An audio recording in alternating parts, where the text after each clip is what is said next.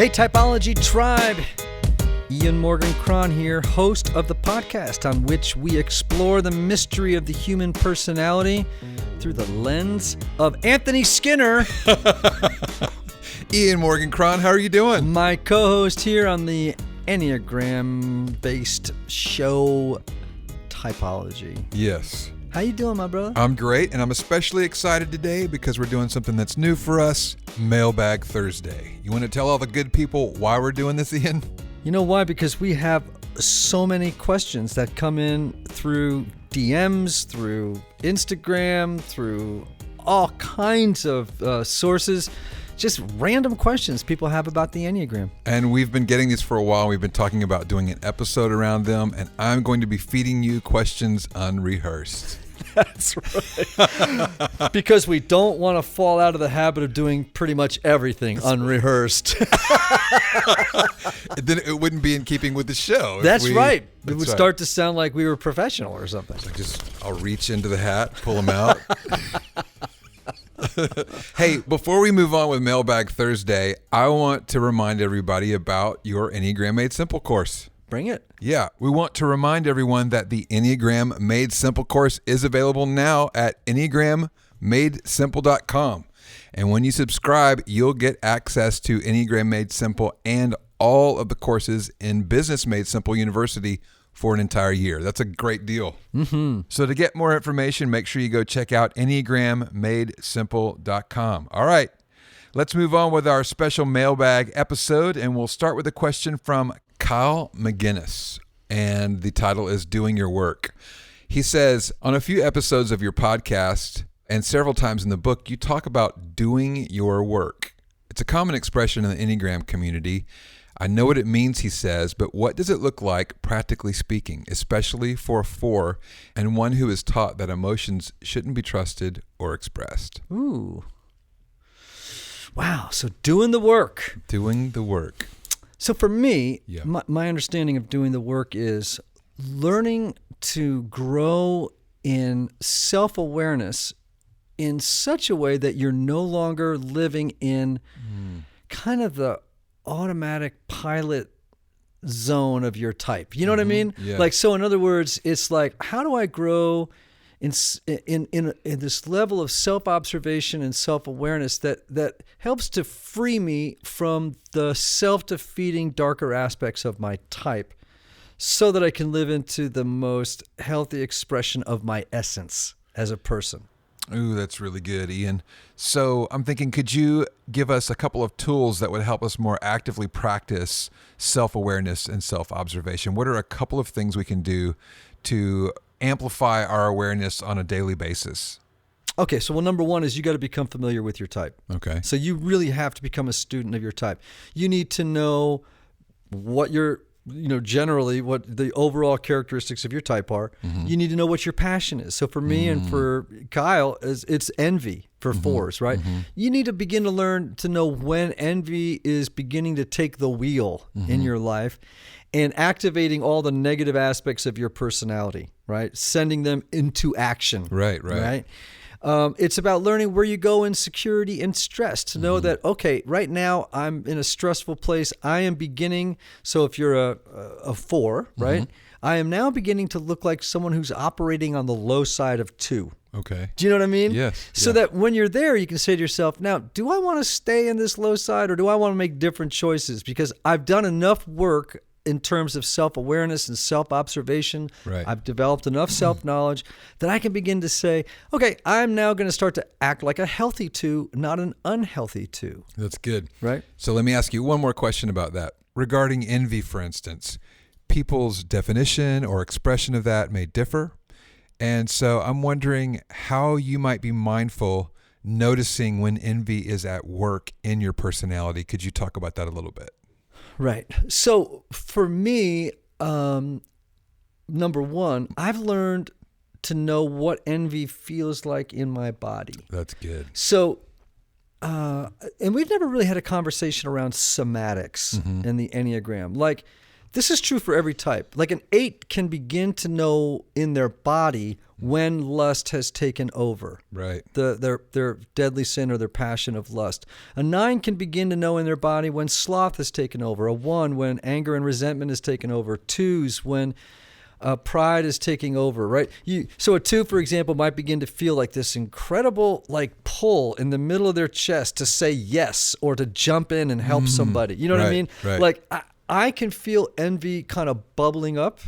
It starts kind of like in my gut and starts to move up into my chest. And it's this kind of deflated, I'm comparing myself to others. I'm starting to feel inferior. That comparing mind of mine is going, and the what ifs set in, like, oh man, what if I had made this choice? And envy, sometimes for me, envy comes with a feeling of regret, or sometimes it's the feeling of just disappointed in the moment. Like this moment is not living up to my ideal of what this moment could be. Right. And so I've just learned to pay attention to feelings. And so this is stuff you develop. This is the sort of constituent parts of self-awareness. Right. You're in touch with your body, your thoughts, your feelings, and you're observing them in a way that is not critical or damning or judging. You're just observing them and saying, oh, look, I'm falling into the old story again. It's time to make a choice. Do I want to continue down this path and knowing that it never ends anywhere but bad? Or do I want to make new choices? That's good. That's the work. All right. That's a great answer. Reach in the bag, let's pull it out. This is from Emily Schenk. Hello, Emily Schenk. And the subject is healing modalities for a 5. Oh. She says, as a 5, I spend so much time in my head. I wonder, do you have recommendations for modalities that also integrate the other centers? Are there specific types of therapy that engage the body? Are there other activities that you'd suggest for healing? Thank you for the work that you do. That's such a good question. That is a great question. It's also a very 5 question. I right? love that. So I would say that regardless of type and regardless of the dominant center out of which you tend to live, that CBT, or what's called cognitive behavioral therapy, is really a good modality. And I think it's be great for 5. So basically with CBT, and I'm not going to go into sort of an exhaustive sort of explanation of it, it's sort of like, can I surface and begin to challenge the beliefs, the taken for granted beliefs that are not really working for me anymore? Because the way that I think affects the way that I feel, that then affects the way that I act, and the way that I act oftentimes confirms negative patterns that only reinforces then the way that I think, the way that I feel, the way that I act. So it just kind of goes in a negative cycle, right? And so you want to break out of that cycle of thinking. Okay. It's actually, research has shown that it's wonderful for depression, anxiety disorders, for all kinds of things. So I think cognitive behavioral therapy is really a great modality for anybody in therapy. In terms of body work, I would just tell, there are therapists who do body work. So that's something you could ask when you go into a session. You know? But I would also say that 5 should be doing yoga. 5 should be doing anything that gets them out of their head, right? So far removed into their headspace and back into their bodies. We just talked about that with our episode with Amanda Cook. That's right. Talked about yoga, dancing. Dancing is fantastic. Running, anything where the body is engaged, and so that that thinking center isn't so dominant. Right. Get them back into their bodies. So important for 5s. That's good. By the way, did we not have a great time dancing at Mary Keith's birthday party? Oh my gosh. What was the name of the dance again? The Carolina what? The shag. Oh my gosh. Yeah. I learned the Carolina shag. We had a blast. That's the name of a dance I never want to use again. Hey, Typology Tribe, I want to take a moment to thank one of our sponsors for helping us bring you what I hope is great content every week. Now, you all know, obviously, I'm a psychotherapist, and so I'm a big proponent of counseling. So, whether you feel like something is interfering with your happiness or preventing you from achieving certain goals, counseling is a great tool to help identify what those blocks are and then work through them. Yet, and I think probably many of you know this, finding a therapist can sometimes feel intimidating. Here comes the good news. BetterHelp offers online counseling at your own time and your own pace. You can schedule secure video or phone sessions plus text and chat with your therapist when it's convenient for you. That's huge, right? These are licensed professional counselors who specialize in things like depression, anxiety, stress, relationships, LGBT matters, trauma, and grief. BetterHelp has counselors available worldwide and have over 3,000 U.S. licensed therapists across all 50 states. And get this, if you're not satisfied with your counselor for any reason, you can request a new one at any time at no additional cost. Best of all, it's a truly affordable option. And as a special offer for Typology listeners, BetterHelp is offering 10% off your first month with the discount code Typology Podcast. So why not get started today? Go to BetterHelp.com/TYPOLOGYPODCAST.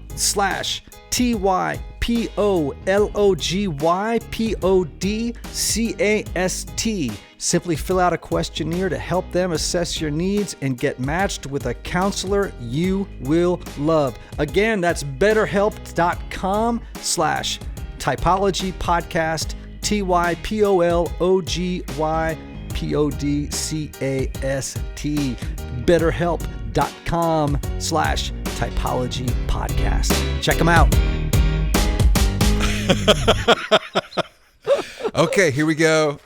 Reaching into the hat, and Caitlin George. The title is Struggle to Identify. Number confusion. Yes. I can't tell if I am a 9 or a 4, and all of my studying has made me more confused. I'm strongly connected to my emotions and strongly avoid conflict. How do I figure out which number I am when I'm stuck halfway in the middle between two numbers? Man, that's a really good question. Now, without going too much into detail, a 9 and a 4, based on what she's saying, could be a little similar because 4s, 5s, and 9s are on the withdrawing stance. Right. So when we encounter conflict, pressure, when we want to get things, 4s, 5s, and 9s tend to withdraw. So let's say, for example, an 8 is married to a 4. Well, an 8 is in the aggressive stance. So often in a marriage, let's say you had an 8 and a 4, when disagreement comes up, the 9 wants to withdraw and the 8 wants to assert. Right. So it's like one of those things we call it in therapy, we call it the assert withdrawal dance, right? The 8's going, we got to solve this problem. We got to get right at it. And the 9 would be saying, or the 4 would be saying, I got to go to another room in the house. Right. I'm going to go down to the basement, work on my toolbox, and then the 8 goes down the stairs into the basement going, no, you can't go down here. We got to talk this out. And then they go upstairs and start. So, that might be one reason that they're confusing themselves with it. Now, one way to know for sure. Okay. Look at the unconscious motivations. Okay. Right? Don't look at behaviors. I'm always telling this to people. That's good. Your type is not dependent on. It's not determined by what you do, but by why you do it. Right. Right. Because you're all 9 numbers. Right. If you try to figure out your type on the basis of characteristics and traits, you will be utterly confused because you embody or inhabit. You contain all 9 types. Right. Right. All right. So, for a 9, unconscious motivation. The 9's unconscious motivation is a need to maintain connection with other people, to maintain inner peace and tranquility. And here's the kicker. Okay. And a need to avoid conflict. Okay? All right. For the 4, the unconscious motivation for a 4 is to be special and unique. 4 believes that they're missing something essential in their core makeup, and that the only way that they can recapture that missing piece is by being special and unique in order to distinguish themselves and differentiate themselves from every other type, right? So which of those two do you most identify with? That's okay. good. That's the first level. First thing I would do. Second thing I would do is I would go look at the subtypes, especially for 4s. There's 3 very different subtypes for 4s. They're so different that they almost look like 3 different numbers. Right. So you remember we talked about the Enneagram as being a fluid system, right? Yeah. So with each type, okay, you know your type, right? Low resolution picture. Just, I know my type. Then you know your type and your wing. Now you have another layer of clarity, right? Another layer of distinction. Then you learn about your number, your type, your wing, and then your subtype. Well, now you've got a whole other level of clarity and distinction. So the more you sort of dig down, like for me, it took me getting down into subtypes to figure out my type. Okay. Because if I had just read types, yes, you know what I would have come out as? A 3 or a 7. 7, yeah. Right? Yeah. I happen to be called what's known as a sunny 4, the sunny 4, which is the counter type of the 4. So again, I would just say, look at the unconscious motivations, then go down into the subtypes to see if it gives you that added layer of clarity that will help you nail the type. Great answer. Thank you, Ian. All right. Let's reach back into the bag. Here we go. All right. Here is one from Grant Banks. I am new to the Enneagram, and I've taken 2 short tests, one being the one on your website, which have both identified me as a 3. This made sense as I've learned more about the 3 type. It definitely seems to apply. I identified a lot with your episode with Jeff Goins. However, I just listened to your episode with Lisi Camp and identified with almost everything he was saying as well, especially the voice in the head telling you how you failed, ruminating on failures and struggling to get over the anger they bring up, and the perfectionist mindset of being critical of your inability to do everything right every time. Is this a common misidentification? Since the type 3 and type 1 seem similar, what are the distinguishing factors between the 2? Oh man, that is such a good question. Yes. Average 1s and average 3s often get sort of mistyped, right? Right. Because both of those types can be pretty driven, task-oriented, very efficient, highly organized, right? And so, yeah, there's oftentimes, and 3s, remember, would want to pursue real excellence, if not sometimes perfection. So, by the way, let me give you a story about this that was so fascinating. I have a friend of mine who had this issue. We've had him on the show before. I won't say who it is, but he's definitely a 3. For the longest time, he thought he was a 1. Now, here's how he figured this out. Okay. So he was having lawn work done in the backyard, and the gardener was supposed to really edge the new gardens really well and mulch it. But he went outside, and it drove him crazy because the edging wasn't perfect. Okay. And he thought, I must be a 1 because the first thing I noticed when I came out here was that the edging on this thing wasn't perfect, and it's really bothering me and making me kind of angry. And he said, but then I realized, I asked myself the question, well, why is this making me angry? And he said, well, I had to be honest with myself. I didn't like the fact that it wasn't done perfectly because of how it reflected on me. Wow. I had friends coming over that night for a cocktail party in the backyard, and I was angry that it not being perfect was going to make me not look successful. Wow. So it wasn't that it wasn't done right or executed properly. Right. It was that not having it right was going to compromise his image as having, being a successful guy with a garden. It looks beautiful. Yeah. See, that's where the nuance of this thing gets important, right? So here's just one other way to maybe think about the difference between 3s and 1s. Okay, that might be helpful. 1s are idealists and 3s are pragmatists. Okay, so let me explain the difference between the two. 3s are driven more by their goals than they are by standards. Okay. So in other words, they care more about getting a job done than about how it gets done. Right. All right. So the idealist 1 cares a lot about how it gets done. Right. There are standards and protocols and guidelines. There's a right way and a wrong way to get things done, and they can be pretty uncompromising about it. Right. The one can be a little more pragmatic. It's like, I want to get this done, but I'm less concerned about the standards. I just want to get to the goal line. Right. So they're willing to cut corners. They're willing to bend rules. They're willing to skip over protocols, or they'll be tempted to at the very least, in order to cross the finish line first. So it's the difference between someone who's an idealist and someone who's a pragmatist. That might help them determine which of those they more identify with.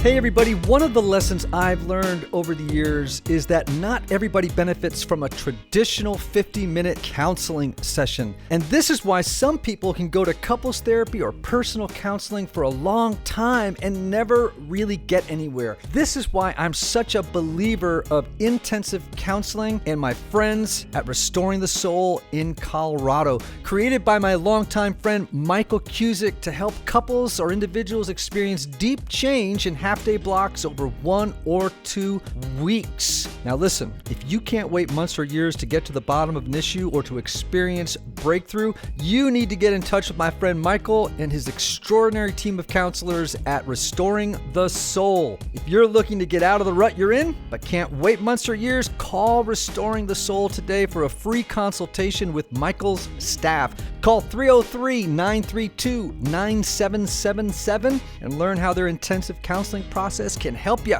As a special bonus, just for Typology listeners, make sure to visit www.restoringthesoul.com/typology to download their PDF called 5 Ways Unaddressed Trauma May Be Derailing Your Relationships. All right. Pulling out of the hat here. Here we go. Andrea Lang, and the subject is parental influence. How do your parents influence the favor of your... How do your parents influence the flavor of your number? For example, as a 1 with a 4 mom, I am aware that I grew up thinking perfection was attainable. She often functioned out of her one place of security. Plus, many of the codes I hold as a 1 are wrapped up in her individualism.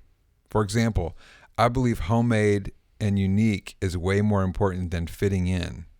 So that's an interesting question. Yeah. I mean, there's no, listen, our parents have, without any doubt, play an incredibly important role in our development in every way, right? So I can't discount that. I do believe, obviously, that children are born with a temperament and a disposition. It's really genetics and biology, right? So I think that has a large sort of influence in our personality type. Okay. That's called fixed traits. Okay. So those are just traits you're born with. Guess what?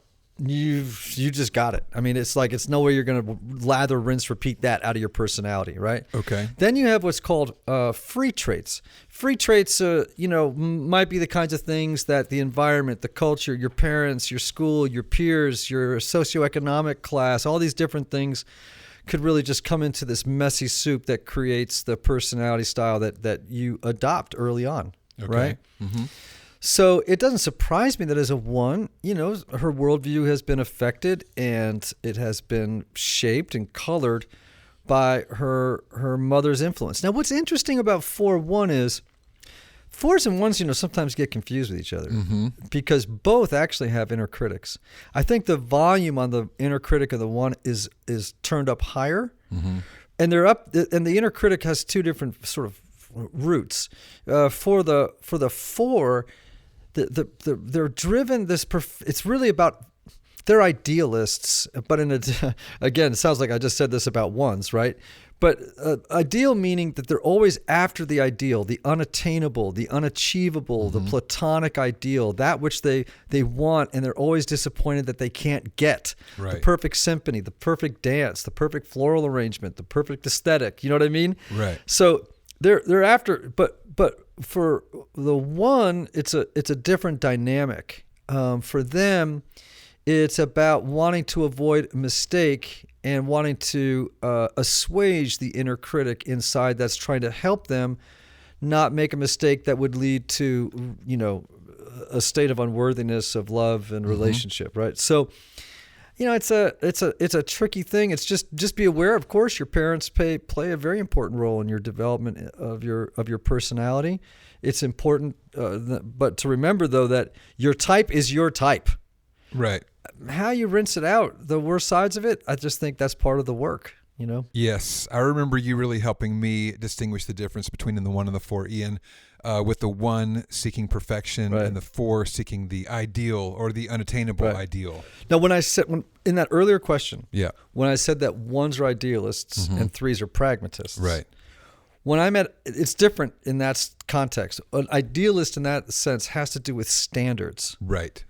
Okay, they have ideals in the sense of standards. That made sense, 1s, yeah. but so it's a different thing when I say idealist is 4s, which has to do with they're wanting to achieve or attain that platonic ideal, the highest sort of expression of a work. You know what I mean? And we do share a line there, right? We do share a line, absolutely. Yeah. So there's some overlap there. Yeah.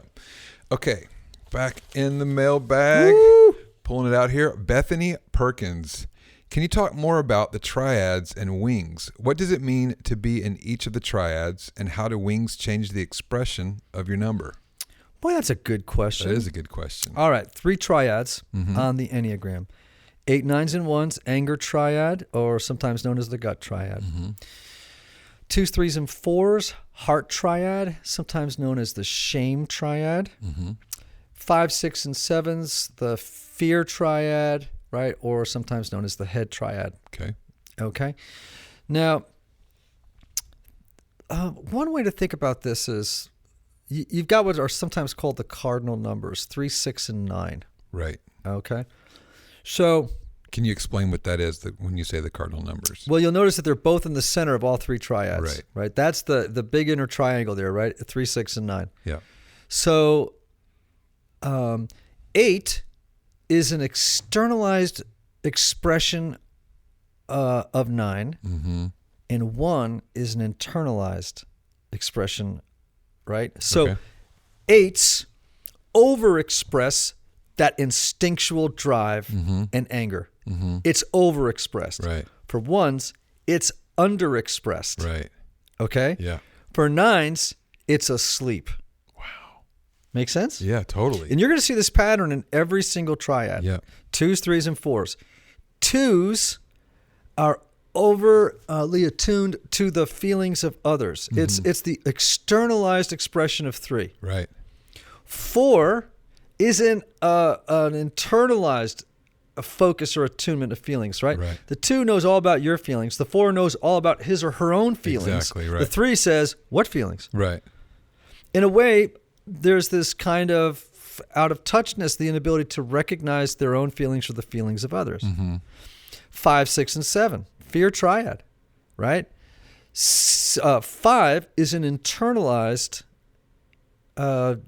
relationship with fear, right? So in other words, they're internalizing. Yeah. 7 is an externalized, right? Right. Way of dealing with fear. 6 is, I don't know what to do with my fear. Now, there are 2 types of 6s, to be clear. Right. The phobic 6 is in touch with their fear. Yeah. The counterphobic 6 is afraid but doesn't recognize it. Right. Right? Yep. And so that's a little bit trickier than it is for the other 2 triads, right? So, and here's an interesting thought, and just in closing on that. Okay. 9 is up at the crown of the Enneagram on the top. So one way of thinking about the whole Enneagram is we all fall asleep.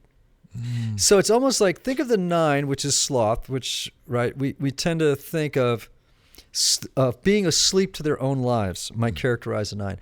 But actually, the 9 is the archetype on the Enneagram. It's almost like, think of it like a waterfall coming down both sides of the Enneagram. And we all are falling asleep to ourselves. Right. We all are out of touch with our true essence. And so out of that 9 almost is like the headwaters of that falling asleep as it comes down around both sides of the Enneagram. Wow. I hope that helps. I know that was a fun thing to go through. Totally. All right, let's reach back in the bag. Ooh, the bag. Here we go.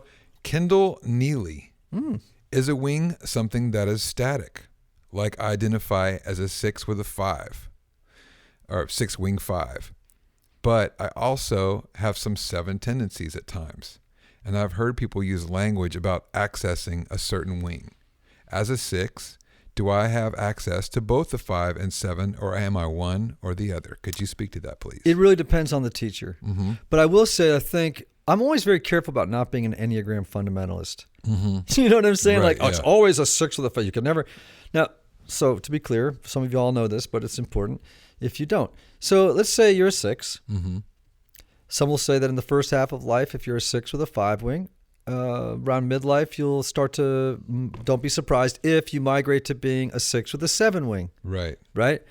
I tend to think, I'm a 4. My dominant or heavy wing is 3. Okay.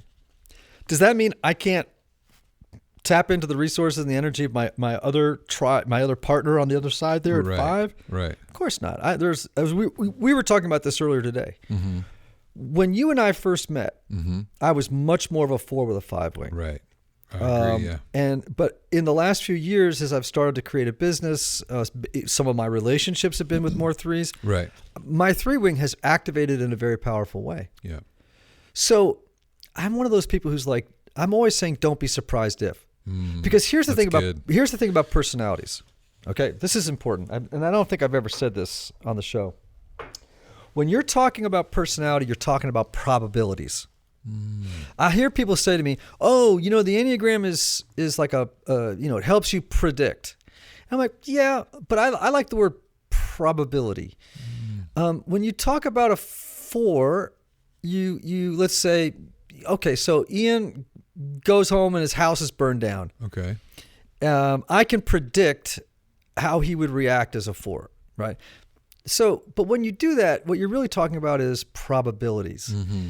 It's probable that Ian will do X when he discovers, as a 4, when he discovers his house burned down. Right.